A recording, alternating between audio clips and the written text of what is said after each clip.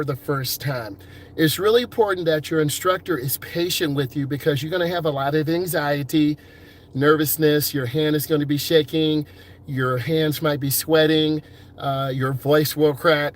But it's really important that you listen to this information. If you're a first time driver or taking a few lessons, you will definitely benefit from this.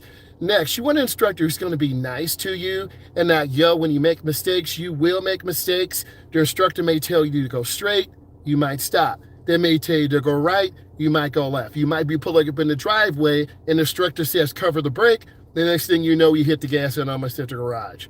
It does happen. It's really important that your instructor also makes conversation with you. We are humans, we're not robots, and conversation is the key to life. Instructor wants to get you comfortable with the vehicle, learning where the gas is to the right, the brake is in the middle. We're not driving a manual. We're driving mainly automatics. Here in the United States, 90% of the cars are automatics. In the UK, they use stick shifts. I know how to drive a stick shift too. They're also very fun.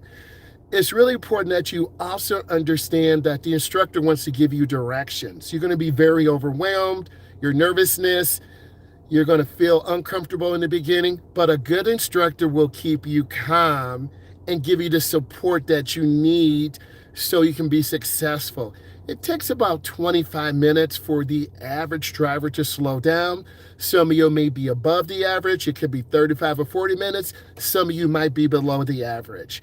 An instructor and a student should be starting out in neighborhoods. You're making 12 right turns, 12 left turns.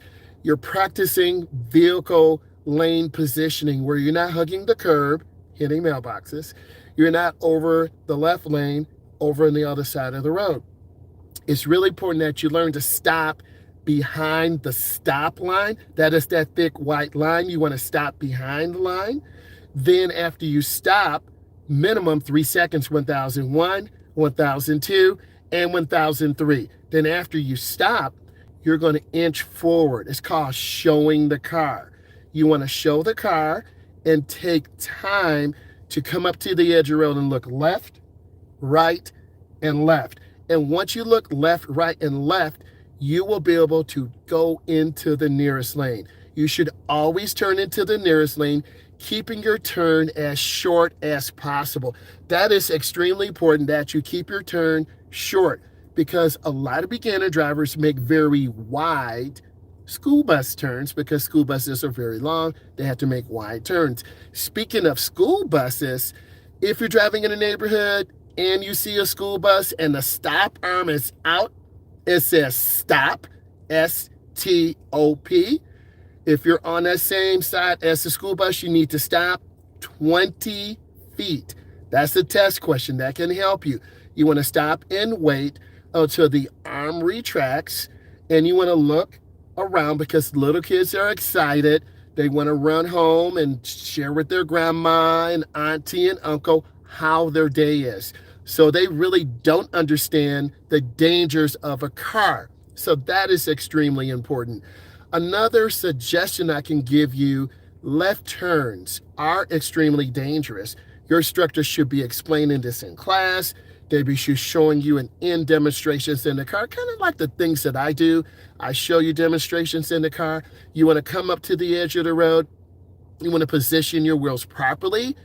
You want to go straight 3/4 up the way into the intersection. You want to stop. You're letting oncoming traffic go by. Once oncoming traffic goes by, you look, you check. You either have a clear lane to turn, remember, because you're turning across traffic. Left turns are the most dangerous. They cause a lot of anxiety. Or you could have a blinking red. This means you stop. When traffic clears, you can go. Or you could have a green turning arrow. And when you have the green turning arrow, you still want to look because people could be jogging, walking their dog. So you have to be patient in order to learn. Right around your third lesson, you'll feel more comfortable. Lesson 1, lesson 2, and hopefully you have a good instructor. They're teaching you, they're being patient with you. They're going to help you become successful through modeling proper hand positioning on the steering wheel. There's multiple ways. There's 7 and 5. AAA, which is a nationally known company here in the United States, says 7 and 5 is the preferred method. There's 9 and 3. There's 10 and 2. I know it can be very confusing. I have very long arms, so I drive at a 9 and 3 or 7 and 5. You might be shorter. I'm 6'4". I don't know if you're taller than me or shorter than me, but you have to adjust your seat to have a slight bend in your elbow and a bend in your knee so you can pivot your foot between the gas and brake. You want to use the ball of your foot. And speaking about shoes, you want to have a thin-soled shoe that allows you to squeeze the brake and gently accelerate and roll into that throttle, because if you hit the brake hard, we're going to slam brakes and get rear-ended. We don't want to do that. If you hit the gas hard, the car will squat down and take off. It can be very overwhelming for a beginning driver, so your instructor should be taking the time with you when you first get into the car, like I do, to get you in the car, adjust the seat, you put on your seatbelt, then you look straight ahead and you adjust your mirrors so you can see everything to the left. This is my left. This is the middle mirror, and that's the right mirror. So when you're driving, you should be able to have good eye movement.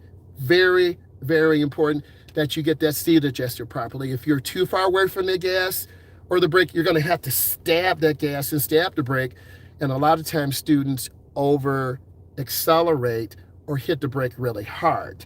If this is bringing you value, give it a thumbs up. Let's continue. You want your instructor to share stories. This lets you know as a driver, hey, I'm okay. Because many of you will make the same mistakes. A mistake is turning short, going over the curb. Another mistake is overturning the wheel, going into the wrong lane. A mistake is panicking when you are pulling out in traffic and you might hit the brake instead of the gas. So your instructor should allow time for you to feel comfortable, to know where the gas is all the way to the right, the brake in the middle, and if we were in the UK, you would have a clutch. We don't have a clutch, but I'll do some tutorials on that. You want a teacher who's fun. I do have a good sense of humor, and I try to show that in these tutorials that I do. I try to connect you with driving because it's really about relationships. Instructors care more about their students than themselves.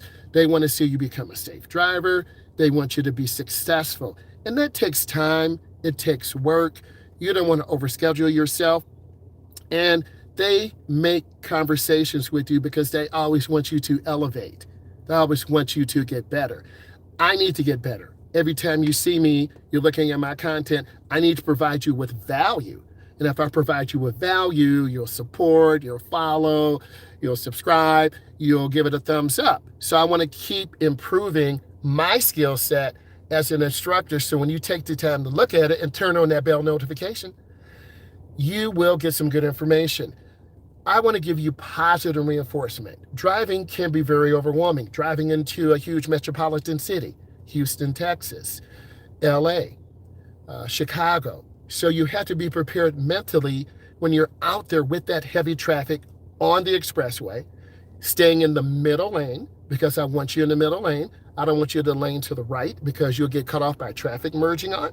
If you're in the lane to the left, you're going to have to go much faster than you anticipate. Good instructors will plan a route ahead. Today, we drove on the expressway. We went down to a metro area. We got back on.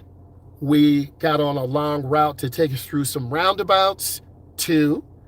Each student switched. They mastered going through roundabouts. And then it was a very successful day. I share in your success. I share in your frustration. I share in your failure. But I always want to be positive because you need a positive role model. And I want to be positive. I'll allow you to fix your mistakes. If you're not parking properly, I will show you what to do. I'm an instructor. I don't talk about it. I show you what to do. Only talk about what you know. Don't talk about what you don't know. So I'm here educating you to live your best life, become a good driver, and I teach you those examples through in-car, in class, different types of interactive games. So I want you to be a best driver, and it takes work. And on that first drive, you will have success You have to be patient. Right around that third drive, you'll feel comfortable, settled in. Your instructor needs to be patient with you. And if they're not patient, you need to find another instructor. I want to say thank you. Bye, guys.